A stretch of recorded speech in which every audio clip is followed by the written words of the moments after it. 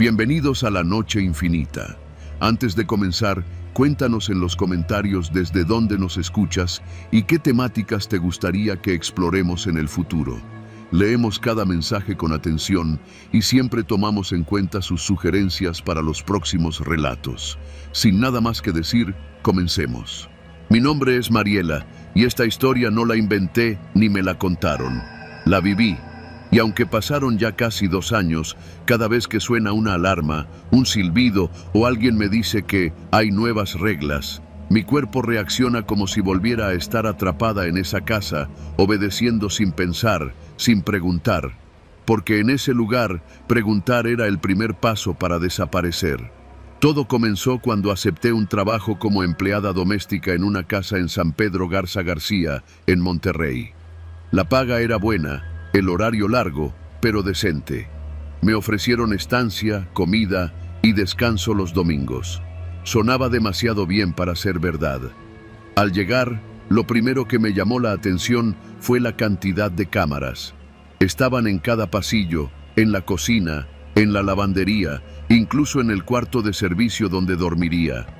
Pensé que era normal, que la gente rica a veces se obsesiona con la seguridad.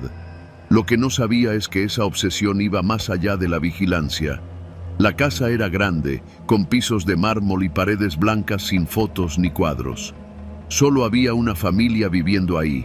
La señora Amalia, una mujer de unos 50 años, su esposo, que casi nunca estaba, y su hija adolescente, Paulina. También había otras 3 empleadas. Leticia, una señora mayor que llevaba más de 5 años ahí. Julia, de mi edad, seria, callada, y Reina, una muchacha joven que apenas había entrado 2 semanas antes que yo. Leticia me lo dijo la primera noche. Aquí hay reglas, mija, y cambian todos los días. Las vas a ver escritas en la cocina, justo a las 6 en punto. No preguntes por qué cambian, ni quién las cambia, solo síguelas. Creí que era una exageración, pero al día siguiente, puntualmente a las 6 de la mañana, había una hoja impresa pegada en la pared junto al refri. Decía, en letras negras y frías, reglas del día, jueves, no usar el microondas, no pisar el jardín delantero después de las 8, no hablar con la señorita Paulina a menos que ella hable primero, no dejar las luces del pasillo encendidas, no usar el baño de visitas bajo ninguna circunstancia. Las reglas eran raras, pero nada que no pudiera cumplir. Sin embargo, Leticia me detuvo cuando intenté calentar café en el microondas. No, Mariela, hoy no se puede, ni lo intentes. Le hice caso, y fue entonces cuando empecé a notar el patrón. Quien rompía una regla, desaparecía, literal. La primera fue Reina. Una mañana, al parecer, usó el baño de visitas. Lo supimos porque se oyó cómo se cerró la puerta y cómo corrió el agua. Alguien la vio entrar. A mediodía ya no estaba. Sus cosas seguían en su cama, su uniforme colgado, pero ella, nada, ni un ruido, ni una palabra. La señora Amalia solo dijo, con voz cortante, Reina rompió una regla, se fue, no pregunten más. Julia me tomó del brazo esa noche mientras fingíamos acomodar cobijas en la bodega. No te equivoques, esto no es un trabajo, es una prueba. Si rompes una regla, desapareces. No sé cómo, no sé a dónde, pero nadie regresa. Después de Reina, todo cambió para mí. Las reglas se volvieron un tormento. Algunas eran absurdas. No mirar a la cámara del comedor directamente, no abrir la puerta del cuarto de servicio entre las 3 y las 3:10, no cortar la fruta en rebanadas, solo en cubos. Un día, la hoja decía simplemente, hoy nadie debe hablar después de las 6 de la tarde. Imaginen eso, estar 8 horas en silencio, cualquier error, un suspiro muy fuerte, una tos, un quejido, podía ser el fin. Nadie se atrevía a hablar de lo que ocurría, pero los ojos lo decían todo. Leticia había aprendido a obedecer. Julia estaba rota por dentro. Yo, en cambio, vivía en un estado de paranoia que me enfermaba. Intenté buscar salidas. La puerta principal tenía código. Las ventanas no se podían abrir más de unos centímetros. No había señal en nuestros teléfonos y los únicos aparatos que funcionaban eran los que estaban en la cocina, cámaras incluidas. Empecé a sospechar que los señores no eran los que dictaban las reglas, o al menos no lo hacían solos. Cada mañana, la hoja de reglas ya estaba ahí cuando llegábamos. Julia una vez se despertó antes de las 5 para vigilar si alguien la colocaba. No vio nada, solo apareció, como si la casa la escupiera. Un día, Julia no se levantó. Estaba acostada, con los ojos abiertos, mirando al techo. No hablaba, no reaccionaba. Amalia solo la señaló con el dedo. Julia está enferma. Nadie debe entrar a su cuarto hoy. Esa fue la única regla del día. Para la noche, Julia ya no estaba. Leticia se volvió más extraña después de eso. Caminaba con los ojos bajos, hablaba menos. Me confesó algo en voz bajísima. Yo también rompí una regla una vez, pero me perdonaron. No sé por qué. ¿Cuál regla? Toqué una cámara, solo para limpiarla. Ese día me sangraron los oídos, y en la hoja del siguiente día decía: la empleada número 1 ha sido perdonada, que no se repita. Eso me heló la sangre. ¿Cómo sabían su número? ¿Por qué sabían todo? ¿Quién escribía las reglas? Una noche me armé de valor. Me metí a la cocina después de la medianoche, con la idea de revisar las cámaras, la impresora o lo que estuviera generando esas hojas. No encontré nada, pero cuando me di la vuelta, en la pared blanca estaba escrito en marcador negro: no debes estar aquí, Mariela. Corrí al cuarto, me encerré, lloré toda la noche. Pensé que esa sería mi última madrugada, pero al día siguiente la hoja tenía reglas normales. No tomar jugo sin permiso, no usar la lavadora después de las 7, cosas así, como si nada hubiera pasado. Pasaron días, semanas, el número de reglas aumentaba, a veces eran 20, a veces solo una, pero todas eran impredecibles. Una vez decía: no toser frente al espejo del pasillo. Otra vez: no salir de la cocina si la alarma se oye 2 veces. Todas igual de absurdas, todas igual de peligrosas. Leticia desapareció en abril. El papel decía: la empleada número 1 no cumplió con la regla del martes. Ha sido retirada del sistema. Así, sin más.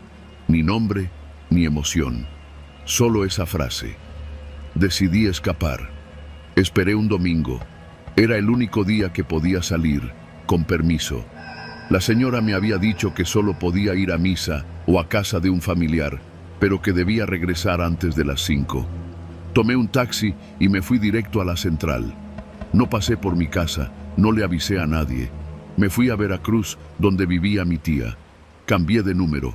Borré todo lo que tenía que ver con esa casa. No volví a hablar de eso, hasta ahora. Hoy, 2 años después, recibí un sobre sin remitente.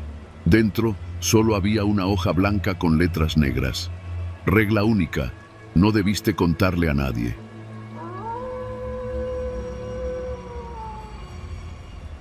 Me llamo Mariela, tengo 33 años y llevo trabajando como empleada doméstica desde que tenía 18. A veces de planta, a veces por días. He estado en casas de todo tipo, desde departamentos de solteros hasta mansiones en zonas de lujo. Pero nunca imaginé que mi peor experiencia sería en una casa aparentemente común, en una colonia tranquila de Coyoacán. Todo comenzó cuando mi prima Leti me recomendó con una señora que acababa de regresar de vivir en el extranjero. Leti trabajó un tiempo con ella, pero la dejó porque se le cruzaron los horarios con la escuela de sus hijos. La casa está bien, la señora también, no es pesada, me dijo. Eso sí, su esposo es medio raro, pero casi nunca está. A mí me urgía el dinero, así que ni pregunté más. Fui a la entrevista y me recibió la señora Elena, una mujer de unos 50 años, delgada, seria, pero correcta. Me dijo que necesitaba a alguien de lunes a sábado, de 8 a 6, que limpiara, cocinara lo básico, lavara ropa y cuidara las plantas. La paga era buena y el trato parecía justo. Acepté. La casa era de 2 pisos, con un pequeño jardín atrás y una cochera al frente. No era lujosa, pero estaba bien arreglada. Desde el primer día noté que la señora casi no hablaba. Me dejaba indicaciones escritas en una libreta y se encerraba en su estudio gran parte del día. No tenía hijos y su esposo, el señor Víctor, solo iba los fines de semana. Nunca me dirigió la palabra más allá de un buenos días seco. Pasaron las semanas y al principio todo fue normal. Pero después empecé a notar cosas que no me cuadraban. Lo primero fue el asunto del cuarto de visitas. Una tarde, mientras limpiaba la recámara de visitas, me llamó la atención una pequeña rendija en la pared, justo encima del buró. Parecía un orificio mal tapado. Me acerqué con curiosidad y al inspeccionarlo mejor, noté que era más profundo de lo que parecía. Metí un palillo y este se hundió completamente. Pensé que quizá era un viejo orificio de clavo, pero era demasiado perfecto. Me agaché para ver desde otro ángulo y vi un lente negro, redondo, como de cámara. Me quedé quieta. El corazón me comenzó a latir rápido. Me incorporé de golpe y revisé los otros rincones de la habitación. Nada más saltaba a la vista. No quise hacer escándalo, pero algo me decía que eso no era normal. Pensé que quizás era parte de un sistema de seguridad viejo, que lo habían dejado ahí. Pero, ¿en el cuarto de visitas? Justo donde da a la cama. No dije nada ese día. Pero desde ese momento, mi forma de ver esa casa cambió. Empecé a prestar más atención. Revisaba con más cuidado cada vez que limpiaba, fingiendo que solo hacía mi trabajo. Fue en la sala donde encontré la segunda cámara, oculta detrás de una de las rejillas del aire acondicionado. No estaba conectada a ningún cable visible, lo cual me pareció aún más raro. Las cámaras modernas podían funcionar por Wi-Fi, pero ¿para qué tener una apuntando al sillón principal? Después vi otra más, esta vez en la cocina, encima de la alacena, con un pequeño lente escondido entre unas flores artificiales. Me sentí vigilada. Empecé a sospechar de todo, del espejo del baño, de la televisión apagada, del foco de la recámara. No podía quitarme la idea de que cada movimiento que hacía estaba siendo visto. La señora seguía igual, callada, distante. Pero lo que me empezó a dar más miedo fue el comportamiento del señor Víctor. Aunque solo venía los fines de semana, empecé a notar que los sábados llegaba más temprano y se quedaba viendo la televisión en su estudio durante horas. Yo pasaba por ahí y lo oía hablar solo, reírse a ratos, como si estuviera viendo una película. Una vez, mientras sacaba la basura, vi que había dejado la puerta del estudio entreabierta. No pude evitar mirar. En su escritorio tenía 3 pantallas. En 2 de ellas había cámaras de seguridad mostrando la entrada de la casa y el jardín. Pero la tercera mostraba una habitación. Reconocí al instante la alfombra y el buró. Era la recámara de visitas. Y yo aparecí allí, recogiendo la ropa de cama. Me alejé de ahí tan rápido como pude, fingiendo que no había visto nada. Esa noche no dormí. Me fui a casa dándole vueltas al asunto. ¿Desde cuándo me estaban grabando? ¿Por qué? ¿Había cámaras en el baño? ¿Y si grababan a otras personas también? Quise contárselo a mi prima, pero me daba pena. Pensé que tal vez había una explicación lógica, aunque en el fondo sabía que no. Decidí hacer algo. El lunes fingí que me sentía mal para salir temprano, pero en realidad fui a un cibercafé y busqué información. No encontré nada específico de ellos, pero sí leí sobre casos similares. Empleadas grabadas sin su consentimiento, videos filtrados en internet. Me empezó a entrar un miedo más profundo. Pensé en renunciar, pero no quería irme así nomás. Quería pruebas. Decidí tomar fotos de las cámaras que encontraba. Usé el celular viejo que tenía guardado en mi mochila y mientras limpiaba, grababa todo en silencio. Logré capturar la cámara del cuarto de visitas, la de la sala y una tercera en el pasillo del segundo piso. El viernes, cuando la señora salió a hacer unas compras, aproveché para entrar al estudio. Revisé los cajones y encontré algo que me dejó sin aliento. Un disco duro externo, etiquetado con fechas. Había carpetas por semana. Cada carpeta tenía videos divididos por hora. Y sí, me encontré a mí misma en más de uno, barriendo, doblando ropa, agachándome a recoger cosas del piso. Pero eso no fue lo peor. Había una carpeta con nombre Invitadas. La abrí y vi videos de otras mujeres. Algunas estaban en ropa interior. Una de ellas era Leti. Salí de ahí temblando. Me guardé el disco duro en la mochila y me fui directo a casa. Esa noche llamé a Leti. Me costó mucho, pero le conté todo.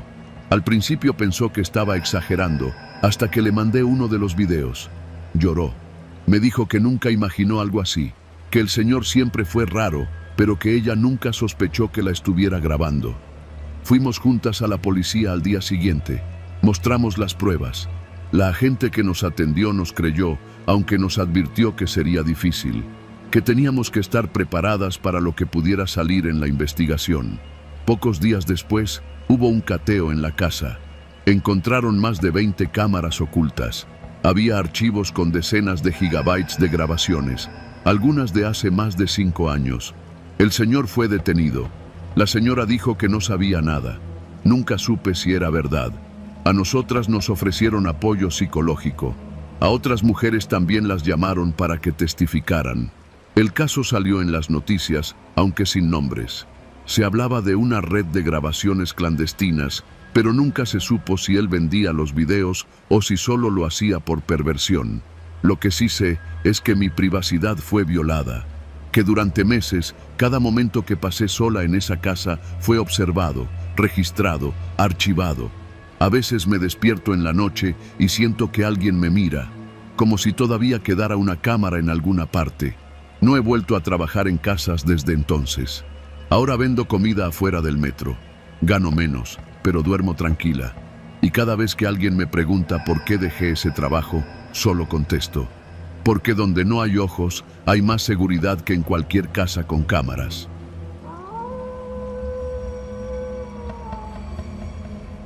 No sé cómo empezar esto sin que parezca una confesión. Me llamo Raquel. Llevo más de 20 años trabajando como empleada doméstica. En ese tiempo he visto de todo: patrones buenos, patrones groseros, casas limpias y casas que guardan secretos. Pero nada me preparó para lo que viví con los Beltrán. Los conocí en octubre del año pasado, cuando me recomendaron con la señora Viviana a través de una vecina del barrio. Me ofrecieron trabajo en su casa, una residencia amplia en una privada en Toluca, cerca de la avenida Colón. Me sorprendió que no buscaran a alguien con experiencia certificada. Según la señora, buscaban a alguien de confianza, alguien que no preguntara de más. Acepté el trabajo por necesidad, pero también por curiosidad. Desde el primer día me pareció todo demasiado limpio. No me refiero solo al orden o al tipo de decoración blanca y minimalista. Me refiero a esa limpieza que oculta algo, como una casa recién pintada que en realidad tapa humedad. La familia estaba compuesta por 5 personas: la señora Viviana, el señor Ernesto y sus 3 hijos, Martina de 14, Ángel de 11 y la pequeña Camila de 5. Vivían bien. No eran millonarios, pero el señor trabajaba en el Poder Judicial y ella se dedicaba a la venta de suplementos alimenticios desde casa. Desde el principio hubo reglas. Yo solo podía usar el baño de servicio, tenía que entrar por la cochera lateral y no debía hablar con los niños más de lo necesario. Lo último me pareció raro, pero lo atribuí a la forma moderna en que educan ahora. Me pagaban puntual. Incluso me daban más de lo que ganaba en otros lados. Pasó el primer mes y empecé a notar cosas raras. La señora Viviana no salía de la casa, nunca, ni al supermercado. Hacían todo por aplicación. A veces el señor Ernesto llegaba en la madrugada y se encerraba en la oficina del fondo. En una ocasión, mientras barría, escuché a la niña Camila hablar sola en su cuarto. No es raro en los niños, pensé. Pero cuando me asomé desde la puerta entreabierta, estaba sentada frente al closet, en silencio total, como si escuchara algo. Cuando notó mi presencia, volteó y me dijo: «Tú no los escuchas porque no eres de la familia». No le di importancia, o no quise dársela. Un martes de diciembre me tocó quedarme hasta más tarde. La señora me pidió que preparara una cena especial para unos invitados. Fue la primera y única vez que vi gente entrar a la casa. 3 hombres trajeados, todos con mochilas negras que no dejaron en la entrada. Me pareció raro, pero me hice a un lado como siempre. Me fui a eso de las 10 de la noche. Al día siguiente, todo volvió a la calma. No volví a ver a ninguno de esos hombres. Una semana después, el ambiente se volvió más tenso. La señora se pasaba el día encerrada en su cuarto. El señor dejó de ir a trabajar. Martina, la mayor, empezó a mostrar moretones en los brazos. Me lo negó cuando le pregunté.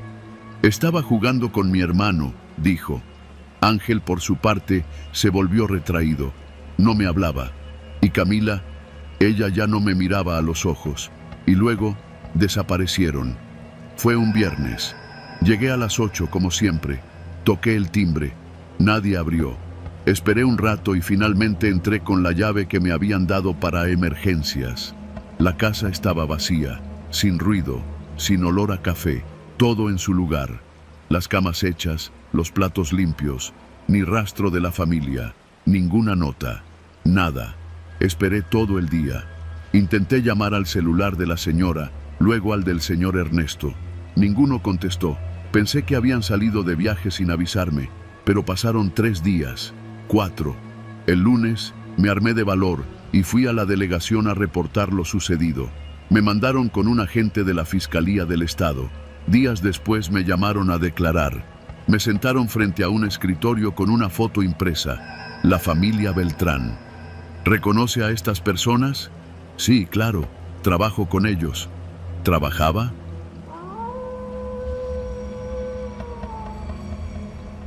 Nunca pensé que limpiar casas ajenas pudiera llevarme a vivir algo tan turbio. Me llamo Berta, tengo 46 años y llevo más de 20 trabajando como empleada doméstica en la zona sur de la Ciudad de México. Una rutina es una rutina. Llegar temprano, lavar, planchar, hacer el desayuno, escuchar a los patrones pelear de vez en cuando y rezar porque no te corran cuando la familia se va de vacaciones. La casa del señor Octavio era de esas construcciones viejas en Coyoacán, con un patio grande lleno de macetas y un portón negro siempre oxidado. Trabajé con él durante 5 años, y si algo puedo decir es que era de esos patrones raros. No gritaba, pero su forma de mirarte te congelaba. Siempre tan medido, tan seco. Vivía solo desde que la esposa se le fue con un arquitecto, y los hijos casi no venían. Yo llegaba 3 días por semana y aunque nunca fue amable, me pagaba puntual. Todo cambió a principios de septiembre. Lo recuerdo porque acababan de pasar las fiestas del 2 de septiembre y ese martes llegué como de costumbre a las 8. Toqué el timbre y nadie abrió. Le marqué desde el celular que él me dio, pero tampoco contestó. Pensé que se había quedado dormido, así que usé la llave que me había confiado meses atrás. Al entrar, el silencio era denso. No se escuchaba ni el radio que siempre dejaba encendido. Empecé a llamarlo. Señor Octavio, ya llegué. Pero no hubo respuesta. Avancé por el pasillo y cuando entré al estudio, lo vi. El señor estaba tirado boca abajo, junto al sillón, con una mancha oscura que se expandía en la alfombra. Me quedé paralizada, literalmente. Nunca había visto un muerto. Ni mi madre, cuando falleció, me había provocado ese tipo de horror seco en el estómago. Lo primero que pensé fue, ¿y si lo mataron mientras dormía? Retrocedí con la intención de salir corriendo a pedir ayuda, pero entonces escuché algo que me heló la sangre. Cierra la puerta, no llames a nadie. La voz venía del piso, del muerto. Se movió. Lentamente se incorporó, como si lo estuviera actuando. Tenía una bolsa plástica bajo la camisa, llena de lo que parecía sangre falsa, y un frasco de pintura roja volteado en la alfombra. Me quedé ahí, temblando, sin saber si estaba soñando o en una maldita broma. ¿Qué está haciendo, señor?, pregunté, con la voz apenas audible. Se levantó por completo. Tenía el rostro blanco, sin expresión, como si lo que acababa de hacer fuera tan normal como pedir el desayuno. Tú no viste nada, Berta. Necesito que me ayudes. Hoy mismo me vas a ayudar a desaparecer. No supe qué responder. Me senté en una de las sillas, con las piernas como gelatina. Él cerró las cortinas, apagó el celular y me explicó, o más bien, me soltó órdenes, como si ya lo hubiera ensayado muchas veces. Me dijo que debía decirle a cualquiera que preguntara que lo había encontrado muerto, que no llamara a la policía aún, que esperara hasta las 9 para hacerlo más creíble, que luego avisara a su hijo mayor, quien según él, no podía saber toda la verdad. Me negué, claro. Le dije que estaba loco, que yo no iba a participar en eso, pero el tipo ya lo tenía todo planeado. Sacó una caja metálica que escondía en el closet, llena de billetes y pasaportes falsos. Me mostró fotos, documentos. Me dijo que tenía enemigos, que su familia lo quería muerto por una herencia, que necesitaba fingir su muerte para salvar su vida. Y lo peor, me mostró una hoja con mi nombre, dirección, el de mis hijos y hasta el kinder de mi nieta. No te estoy pidiendo ayuda, Berta. Te estoy diciendo que, si no cooperas, va a salir más caro para ti. Ese fue el principio de un infierno. Ese día, a las 9 en punto, marqué a su hijo, siguiendo el libreto que él me dio. Lloré, fingí angustia. Dije que lo había encontrado frío, sin signos vitales. El hijo llegó antes de que dieran las 10, con cara de susto y el teléfono ya en la mano para llamar a la ambulancia. Mientras tanto, el señor Octavio estaba metido en un compartimento debajo del sótano, un espacio que yo misma había limpiado muchas veces sin saber que servía como escondite. Llegaron los paramédicos. La doctora confirmó que estaba muerto, porque él había preparado su cuerpo con una combinación de relajantes musculares y control de temperatura. Cuando lo subieron a la ambulancia, yo pensaba que todo acabaría ahí. Pero no, eso era apenas el primer acto. El plan del señor Octavio era quedarse oculto en su propia casa. Un cuarto falso detrás del librero principal servía de escondite, insonorizado y con baño portátil. Yo debía ir a trabajar cada 2 días como siempre, fingir normalidad ante vecinos, familiares y cualquier visita. Me dio un celular nuevo, sin chip, por donde él me daba instrucciones. Durante los primeros días no dormí nada. Estaba segura de que alguien iba a descubrirnos, pero nadie lo hizo. Al tercer día, la familia organizó un velorio. El ataúd estaba cerrado, con la excusa de que fue un infarto fulminante.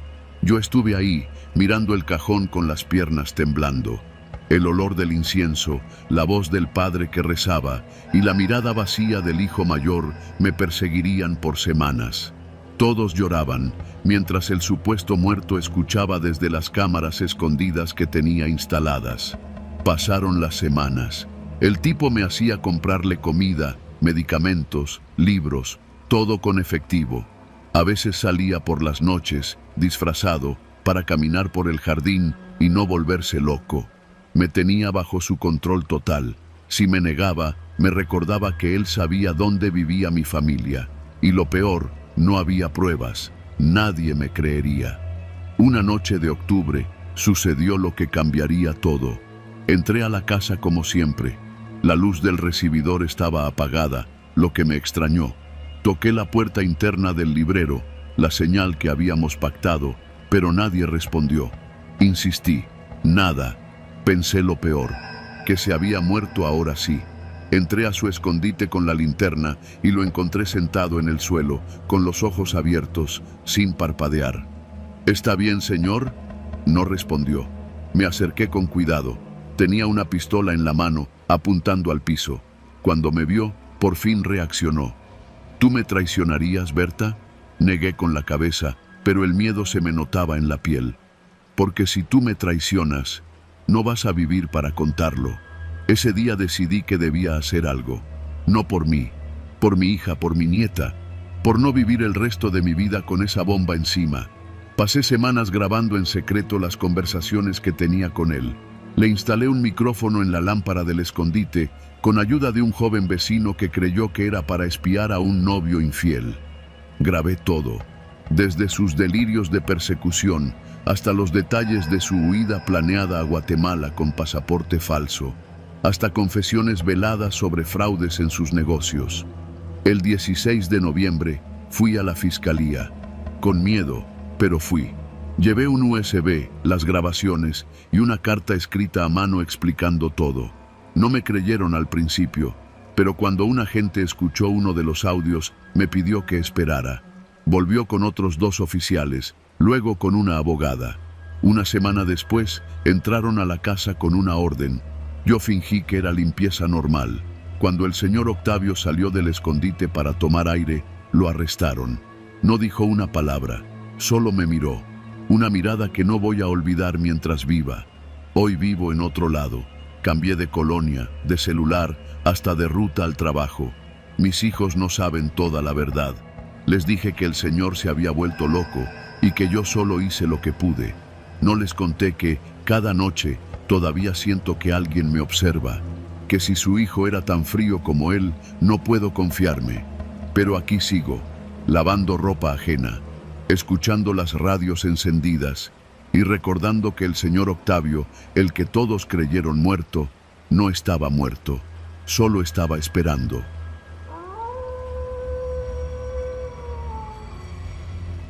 Me llamo Teresa, tengo 42 años y llevo más de la mitad de mi vida trabajando como empleada doméstica. He pasado por casas de todos los tamaños, de familias con hijos malcriados, señoras que me hablaban como si fuera parte del mobiliario y patrones que creían que pagarme mínimo era suficiente para exigirme máximo. Aún así, nunca me había pasado nada realmente raro, hasta que entré a trabajar con los Guzmán. La casa está en San Pedro Garza García, en una de esas calles escondidas detrás del Club Campestre. Esas donde no entra nadie que no viva ahí. Todo cercado con vigilancia privada y cámaras en cada esquina. Me contactaron por una recomendación de otra señora para trabajar 3 días a la semana, en limpieza profunda. Nada de cuidar niños, ni hacer mandados. Todo se veía bien. La paga era buena y no tenía que lidiar con abuelitas enfermas ni con adolescentes insoportables. Desde el primer día algo me incomodó. No puedo explicar bien qué era. La casa estaba impecable, demasiado para mi gusto. Nada fuera de lugar, ni una taza mal puesta, ni un mueble fuera de simetría. Todo olía a esos difusores caros que venden en Liverpool. La señora, Laura Guzmán, era amable pero distante. El señor casi nunca estaba. Me dijeron que viajaba por trabajo, que era arquitecto o algo así. Durante la primera semana no vi nada fuera de lo común. Limpiar baños, pasar el trapo, aspirar alfombras, limpiar vitrales, lo de siempre. Pero fue en la segunda semana, mientras sacaba cajas del cuarto de lavado, que vi una rendija en el suelo cubierta por una alfombra delgada, justo al fondo del pasillo. No estaba segura si era una tapa de registro o algo más. Le pregunté a la señora Guzmán y me dijo con una sonrisa apenas perceptible: «Ah, eso no lo toques. Es el sistema viejo del drenaje. Ya no sirve». No le di importancia. Pero un par de días después, mientras aspiraba esa misma área, noté que la alfombra se había movido un poco. La curiosidad me ganó. Me agaché y noté que era una trampilla con una argolla oxidada. No tenía cerradura. Pensé en dejarlo así, pero algo en mí insistía en abrirla. Cuando la levanté, rechinó fuerte y una ráfaga de polvo seco me llenó la cara. Debajo había unas escaleras de concreto, oscuras, estrechas. Bajaban hacia la nada. Ese día no bajé. La cerré como si nada hubiera pasado, puse la alfombra de nuevo y terminé mi turno. Pero esa noche no dormí bien. Soñé con sótanos, con puertas cerradas, con luces que parpadeaban. Me desperté sudando. El siguiente jueves regresé. Laura no estaba. Me dejó una nota en el refrigerador: «Teresa, estaré fuera toda la mañana. Puedes terminar la cocina y los cuartos de arriba. Gracias». Era mi oportunidad. Tomé una linterna que había en la bodega junto a la cocina, regresé al pasillo y quité la alfombra. Bajé despacio. Cada escalón crujía, como si no los pisaran desde hace años. El aire era seco, con ese olor a cartón viejo, pero también a algo más, como metal, como sangre vieja. La linterna apenas iluminaba el lugar. Lo primero que vi fue una pared con estantes llenos de latas de conserva, botellas de vino y agua. Pensé que era un refugio, algo común en casas viejas. Pero luego noté la puerta. Estaba al fondo, hecha de madera gruesa. No tenía cerradura, solo una barra metálica como las que se usan en bodegas. La empujé. La habitación era pequeña, sin ventanas, con una lámpara colgando que encendía al tirar del cordón. Había una mesa metálica, oxidada, y una silla de plástico rota. En las paredes, archivadores viejos, carpetas apiladas, todas con nombres escritos a mano. Me acerqué. Una decía, E. Cárdenas, 1997. Otra, M. Rivas, 2001. Todas tenían fotos, recortes de periódico, documentos con sellos oficiales, algunos hasta con manchas oscuras. Algunas carpetas tenían copias de identificaciones, recibos de luz, actas de nacimiento. Me temblaban las manos. Revisé otra más. Clara L. Moreno, 2004. Había una foto de una mujer joven, en blanco y negro, con una cicatriz en la mejilla. Su cara me era familiar. Me tomó un rato darme cuenta. Era la misma mujer que aparece en un póster viejo pegado en la papelería del centro. Una de esas personas desaparecidas hace años. Sentí náuseas. Cerré la carpeta y miré a mi alrededor. En la esquina había un mueble viejo cubierto con una manta. La retiré. Era un monitor de computadora, de esos antiguos, conectado a un CPU grueso, con cables sueltos. Parecía muerto, pero junto a él había una caja llena de discos, etiquetas con nombres, fechas. Algunas estaban marcadas con un plumón rojo. No borrar. No pude más. Subí corriendo, sin apagar la luz, sin volver a poner la alfombra.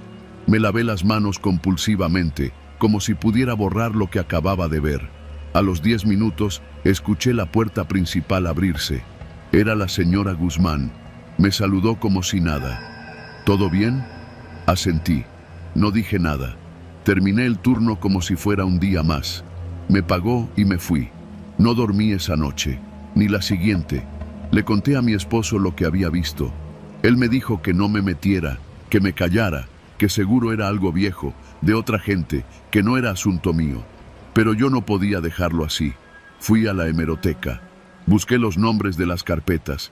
Todas correspondían a personas desaparecidas en Nuevo León entre 1995 y 2006. Ninguna había sido encontrada, ningún caso resuelto. Volví a la casa una última vez. El plan era grabar el sótano con mi celular. Quería tener pruebas, pero al llegar, la señora Guzmán me esperaba en el recibidor. Su sonrisa era diferente, más tensa. Teresa, vamos a prescindir de tus servicios. Ya no es necesario que regreses. No discutí, no pregunté. Me fui. Ese mismo día fui al Ministerio Público. Les conté todo. No me creyeron.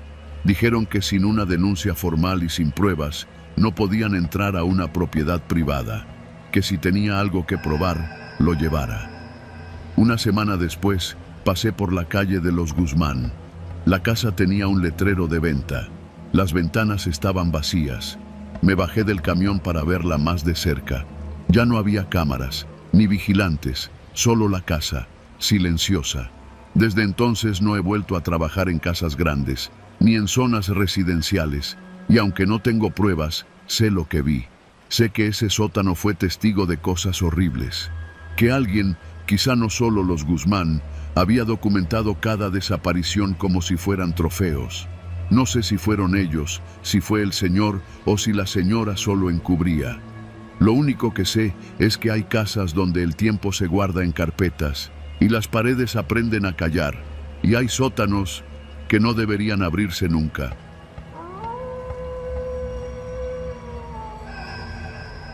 Siempre fui muy cuidadosa con a quién dejaba entrar a mi casa. No me gustaba tratar con desconocidos y mucho menos dejarles las llaves de mi espacio. Pero cuando mi mamá enfermó y tuve que empezar a dividir mi tiempo entre el trabajo y cuidarla en su departamento en La Portales, contratar a alguien que me ayudara en casa dejó de ser un lujo. Se volvió una necesidad. Encontré a Laura por recomendación de una amiga del trabajo. Había trabajado como empleada doméstica en varias casas de la colonia del Valle y tenía buenas referencias. Nos conocimos en un Starbucks de Xola. Me cayó bien desde el primer momento. No era la típica señora mayor que ya se sabe los trucos de la limpieza con solo ver un trapeador. Era joven, quizá de unos 27 años, flaquita, de mirada tranquila y con una forma de hablar pausada que me inspiró confianza. «Yo le echo muchas ganas, señora», me dijo. «Soy ordenada, puntual. Si quiere, vengo 3 días a la semana y así no le sale tan caro». Nos pusimos de acuerdo. Le di copia de las llaves, la contraseña del Wi-Fi y un instructivo con todo lo que tenía que hacer los días que viniera.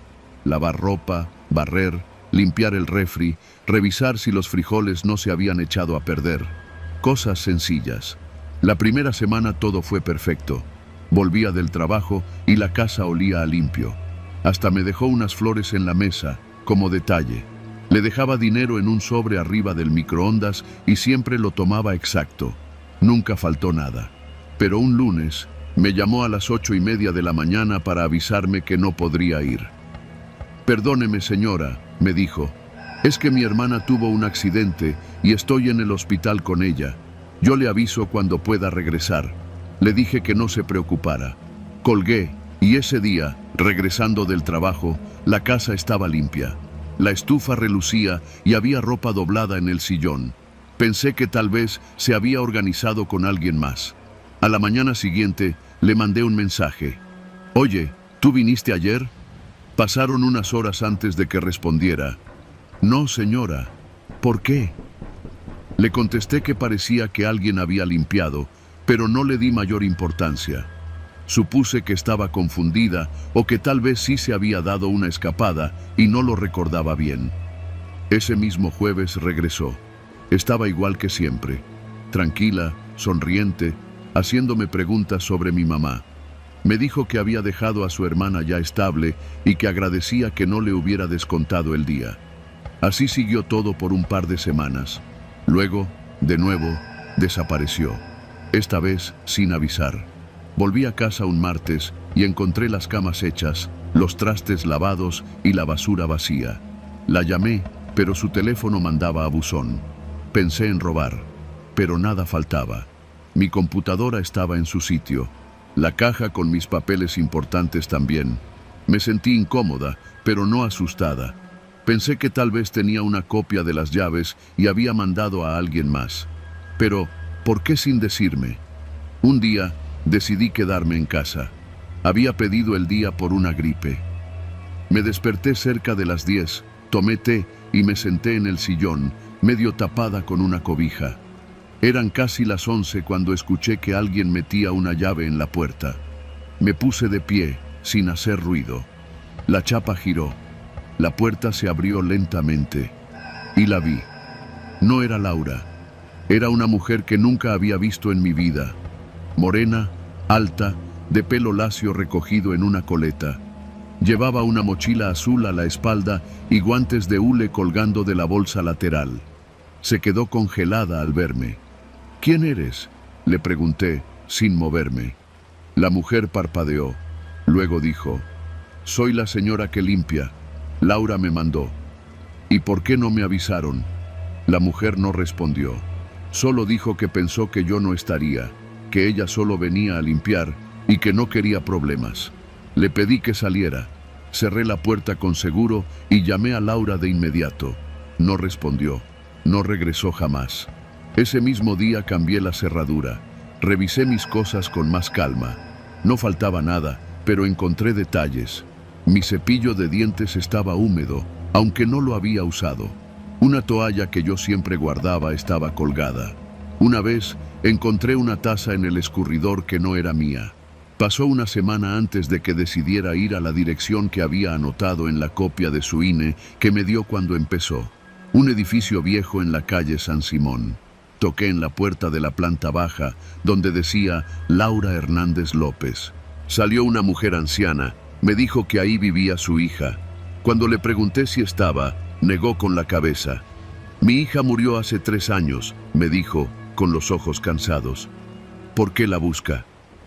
Ella trabajaba conmigo. La señora frunció el ceño. Me pidió que entrara. En la pared había un altar con una foto. Era ella. Era Laura. La misma que había estado en mi casa. Solo que en la foto parecía más joven. No supe qué decir. Sentí que todo en mi cuerpo se apretaba. ¿Usted está segura de que es ella?, me preguntó la señora. Porque hace como un año vino una muchacha diciendo que era Laura. Me pidió la credencial de mi hija, que porque necesitaba hacer un trámite. Me engañó. Desde entonces no he sabido más. Salí de esa casa en silencio. En los días que siguieron, recordé pequeñas cosas que me hicieron sentido hasta entonces. Laura no hablaba mucho de su vida. Nunca mencionó nombres ni familiares, salvo aquella hermana del hospital. Nunca contestó una llamada frente a mí. Nunca trajo uniforme. Siempre se cambiaba en el baño. Decidí ir con la policía. Llevé la copia del INE. Hicieron una búsqueda. El documento correspondía a una mujer fallecida, efectivamente. Me preguntaron si quería levantar una denuncia. Les dije que sí, pero me explicaron que sin un delito evidente no había mucho que pudieran hacer. Era suplantación, sí, pero sin un daño material claro, el caso se quedaría archivado. Durante meses viví con la paranoia de que la mujer volvería. A veces creía verla en el mercado o cruzando alguna calle de la Narvarte, pero nunca me acerqué. Cambiar cerraduras no fue suficiente. Me mudé, no solo por miedo, sino por esa incomodidad persistente de haber vivido con alguien que no era quien decía ser. Alguien que entraba a mi casa, se bañaba, usaba mis cosas, dormía en mi cama quizá.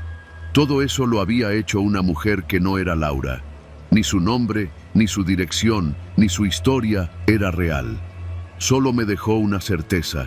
En esta ciudad, a veces el verdadero peligro entra por la puerta con la sonrisa más tranquila y las manos más limpias. Y se queda ahí, mientras tú ni siquiera te das cuenta.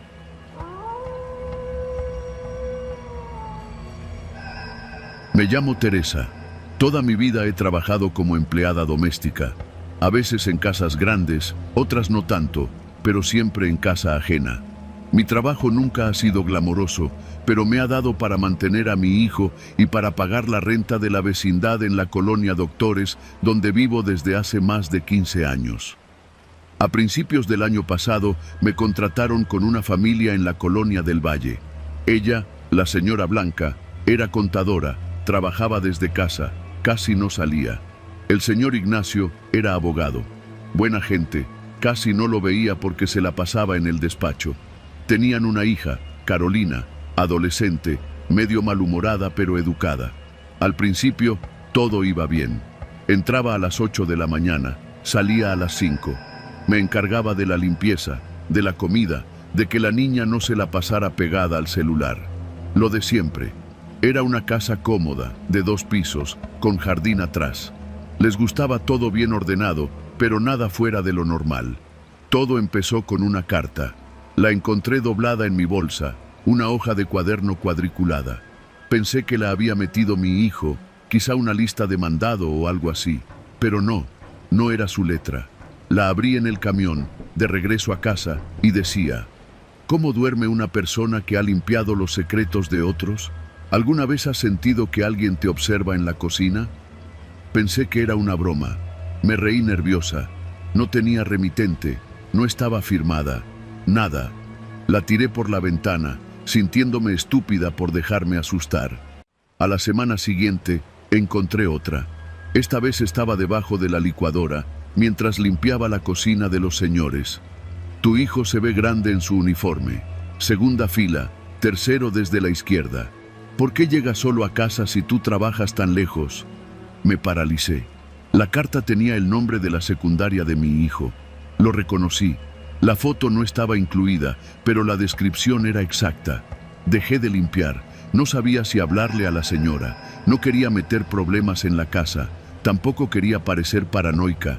Esa noche hablé con mi hijo, Javier. Tenía 14 años. Me juró que no había visto nada raro, que nadie lo seguía. Pensé en hablar con la directora, pero ¿qué iba a decir? ¿Que alguien le estaba escribiendo cartas a su madre? Me callé. La tercera carta fue la peor. La dejaron dentro de mi lonchera. Estaba metida entre los tuppers. Decía, tu patrón sale los martes a las 7 con la misma camisa azul. Tu jefa usa labial coral cuando se ve con el hombre del Seat blanco. Hoy es jueves. ¿Y tú? ¿Sigues guardando silencio? No sé cuánto tiempo me quedé parada frente al fregadero con esa hoja en la mano. No podía entender cómo alguien sabía tanto, no solo sobre mí, sino sobre los patrones, la casa, los horarios. ¿Quién estaba tan cerca? Guardé la carta en mi bolsa y traté de actuar normal, pero cada ruido me sobresaltaba. Revisaba si las ventanas estaban abiertas, si la reja de la entrada estaba cerrada con seguro. Esa tarde fingí estar enferma y me fui más temprano. Esa noche no dormí. Me levantaba a cada rato a mirar por la ventana de mi cuarto. Vivo en una vecindad en la planta baja. Es fácil asomarse. Sentía que alguien me espiaba, aunque no podía ver a nadie. A la semana siguiente, falté al trabajo 2 días. Le dije a la señora Blanca que estaba enferma. No era mentira. El miedo te enferma, te aprieta el estómago, te sube la presión. Me quedé en casa, esperando a que las cartas pararan. Pero no fue así. Una tarde encontré un sobre debajo de la puerta de mi casa. Tenía mi nombre escrito con tinta negra, en letras torcidas. Temblando, lo abrí. Adentro había una sola hoja. Hay algo que tú sabes, pero no te atreves a decir. Yo lo sé también, pero yo no me callo. No entendía nada. ¿Qué sabía? ¿Qué tenía que ver todo esto conmigo? Lo único que hacía era limpiar, trapear, cocinar. No me metía en nada. Pero esa palabra callar me empezó a taladrar la cabeza. ¿De qué me estaban acusando? Le conté a mi hermana. Me dijo que debía ir a la policía. Pero no tenía pruebas. No había amenazas claras, solo frases sueltas. Me iban a decir que era una exageración, como siempre. Y además, ¿cómo explicarlo sin sonar loca? Una mañana, ya de regreso en la casa de los señores, vi algo extraño. Mientras lavaba los trastes, noté que la cámara del portero estaba girada hacia la calle. No era raro, pero al revisar la pantalla del interfono, que la señora dejaba encendida por si llegaba el de los recibos, vi una figura parada frente a la casa, del otro lado de la acera. No se movía, no tocaba el timbre, solo estaba ahí, con una gorra negra, quieto, como si esperara. Pasaron 5 minutos, 10, 15, y entonces el interfono se apagó. No porque lo apagara yo, se fue la señal. Al salir a barrer, la figura ya no estaba. A partir de ese día, las cartas comenzaron a incluir cosas que pasaban en el momento. Una decía, no te metas a la alacena hoy, algo está fuera de su lugar. Alguien más entró cuando tú no estabas. Yo misma había cerrado la puerta con llave cuando me fui el día anterior, pero al abrir la alacena, una caja de cereal estaba en el suelo. Había marcas de tierra en el piso, y el pequeño pestillo de la ventana trasera estaba forzado. Sentí que me faltaba el aire. Fui con la señora Blanca. Le conté, no todo, pero sí que alguien había entrado. Ella llamó al señor Ignacio, que llegó molesto y revisó toda la casa. Nada parecía robado, nada roto. Dijeron que quizá fue un vago, un ladrón ocasional, pero no hicieron denuncia.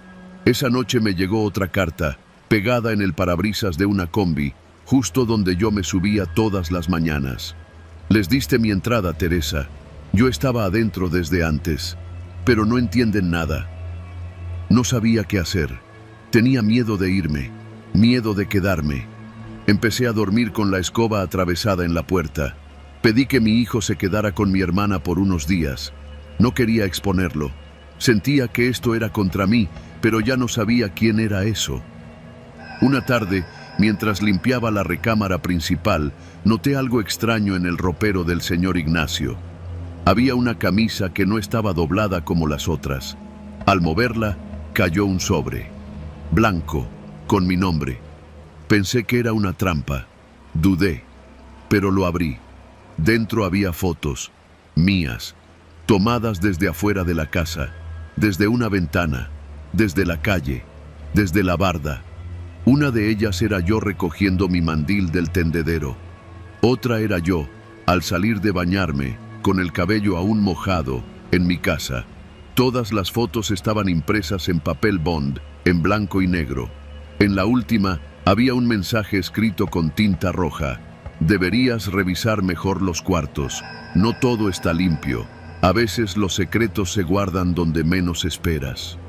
Me temblaban las manos. Bajé con el sobre a la cocina. Quería mostrarlo, pero cuando lo abrí frente a la señora, las fotos ya no estaban. Solo había hojas en blanco. ¿Me estaba volviendo loca? Esa misma noche no pude dormir. Pensé en renunciar, en irme, pero al día siguiente, antes de que pudiera hablar con los patrones, encontré la última carta. Esta vez no estaba oculta. Estaba sobre la almohada de mi cuarto, en la vecindad. Alguien había entrado. La hoja estaba firmada, por primera vez. Tenía un nombre, uno que no reconocí de inmediato.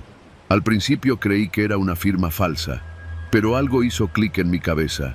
Era el nombre del jardinero que había trabajado con los señores antes de que yo llegara. Se llamaba Cristóbal. Lo supe porque una vez la señora Blanca me pidió que no dejara entrar a ese señor si volvía. Dijo que lo habían despedido porque era muy confianzudo, que una vez entró sin permiso. La carta decía: me encerraron afuera, dijeron que no era de fiar. Pero tú me viste, tú sabías, me ignoraste, tú también eres parte. Esta vez no te vas a escapar. Llamé a la policía, vinieron, revisaron, dijeron que no había señales de entrada forzada. Me hicieron preguntas, me miraban como si fuera una histérica, pero 3 días después lo atraparon. Cristóbal estaba escondido en un cuarto de herramientas de la casa de los señores. Tenía una llave, no sabemos desde cuándo la tenía. Había instalado una pequeña cámara en la cocina, una más en el cuarto de servicio. Usaba un teléfono con doble chip para enviar las cartas. Guardaba cosas en la alacena. Y lo peor, tenía recortes míos, fotos, ropa interior mía que había robado del tendedero. Nunca supe por qué me eligió a mí. Tal vez porque yo no dije nada la primera vez que lo vi cruzar el jardín. Porque no quise meterme en problemas. Porque me callé. Porque, como dice la carta, sabía. Ahora trabajo con otra familia, lejos, con vigilancia, cámaras y rejas altas. Mi hijo vive conmigo. No me vuelvo a quedar callada. Aprendí que el peligro no siempre grita. A veces escribe y firma con tu miedo.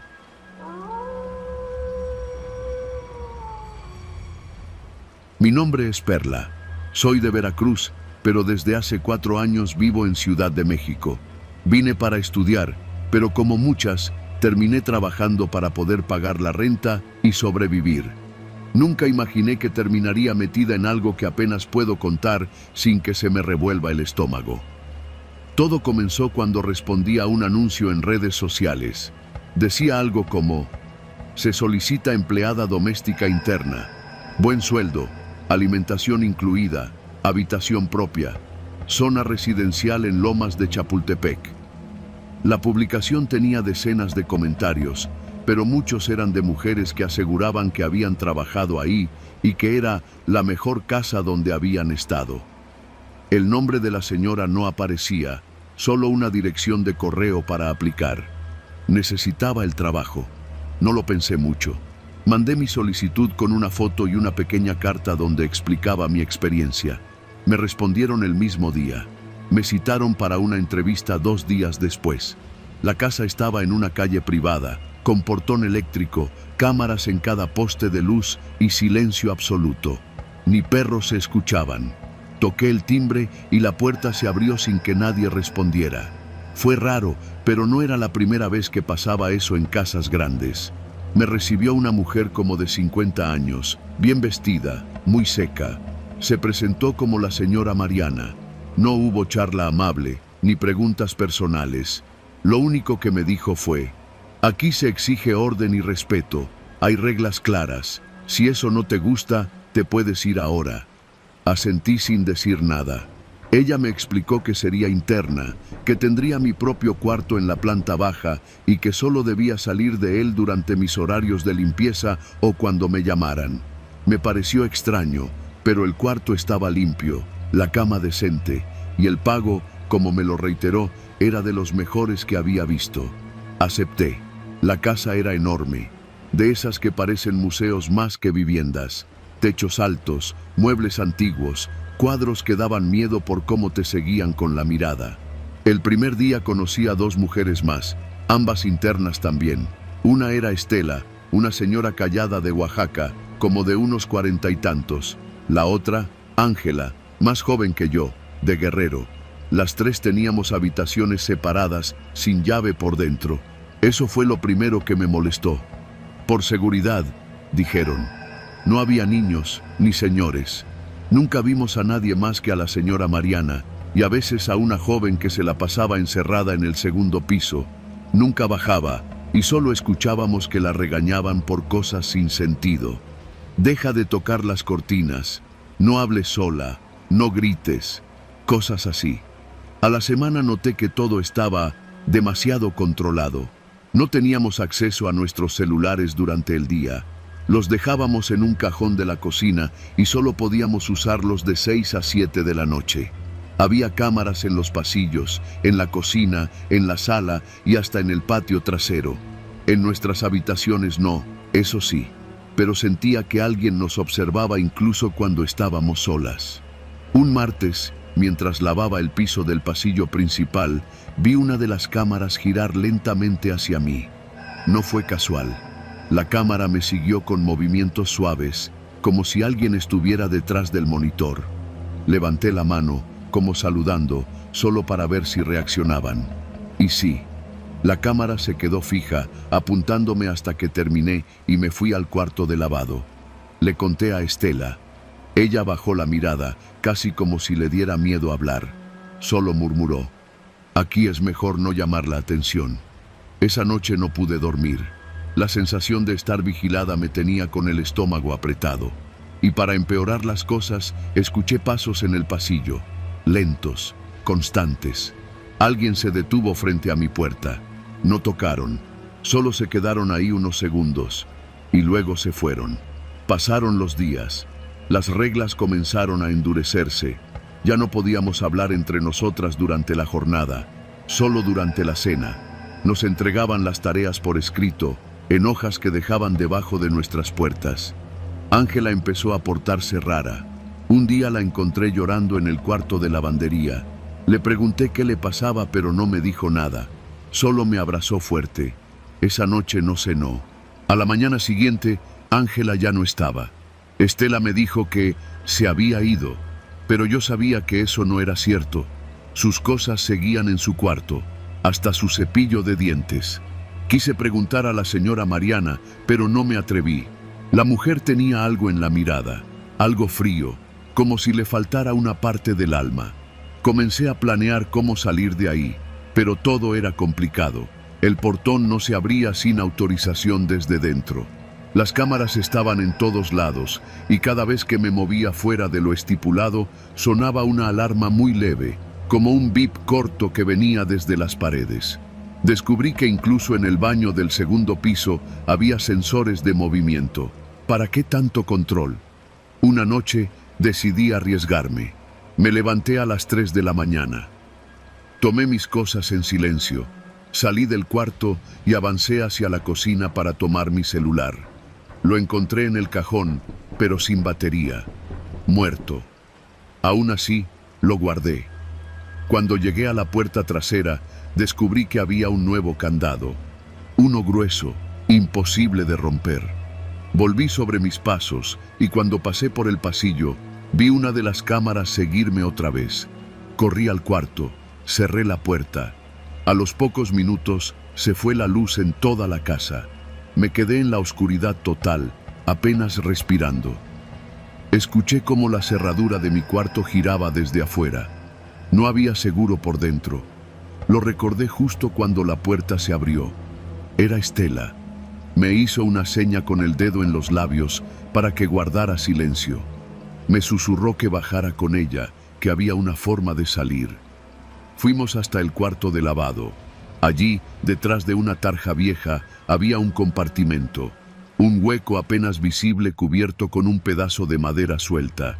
Estela lo movió y reveló una compuerta pequeña. Era un túnel de servicio, polvoriento, húmedo, Parecía conducir hacia el exterior. Me dijo que ahí había escapado otra empleada tiempo atrás. Me metí sin pensarlo. Estela me pasó una lámpara de mano. Cuando volteé para preguntarle si vendría conmigo, me dijo: «No puedo. Yo no tengo a dónde ir». Quise insistir, pero ya escuchábamos pasos arriba. Me arrastré por el túnel hasta llegar a una reja oxidada. Estaba abierta. Salía a un terreno baldío que daba a la parte trasera de la calle privada. Corrí, sin dirección, hasta que encontré un taxi. Esa fue la última vez que vi la casa. Denuncié lo que pude. Di la dirección, conté todo. La policía me tomó la declaración y dijo que investigarían. Pero al volver a pasar por la zona semanas después, vi que la casa estaba vacía, vendida, la fachada distinta. Ningún rastro de la señora Mariana, ni de Estela, ni de Ángela. Como si nunca hubieran existido. Hoy vivo en otra colonia. Trabajo por mi cuenta. No soy capaz de entrar a una casa que tenga cámaras visibles. No soporto el sonido de cerraduras girando. Y cada vez que alguien me pregunta si volvería a ser interna en una casa bien, solo pienso en esa puerta sin seguro y en los ojos que me vigilaban desde la oscuridad. No, nunca más.